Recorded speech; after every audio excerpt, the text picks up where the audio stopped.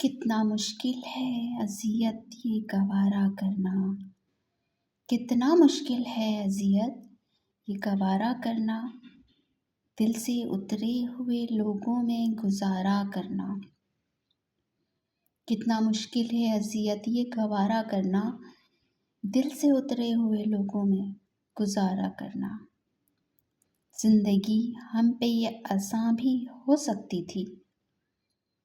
ज़िंदगी हम पे ये आसान भी हो सकती थी। सीख लेते जो किसी दर्द का चारा करना।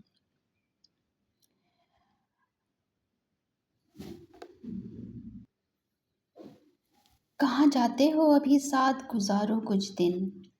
कहाँ जाते हो अभी साथ गुज़ारो कुछ दिन। हम पे मुश्किल कोई आई तो किनारा करना। कहाँ जाते हो अभी साथ गुज़ारो कुछ दिन। हम पे मुश्किल कोई आई तो किनारा करना। कितना मुश्किल है जलाना किसी रास्ते में चिराग। कितना मुश्किल है जलाना किसी रास्ते में चिराग। कितना आसान है हवाओं को इशारा करना।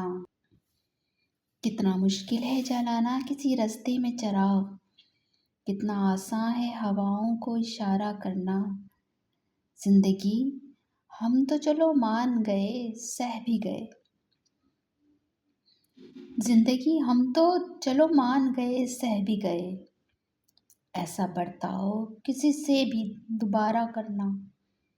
ऐसा बर्ताव किसी से ना दोबारा करना।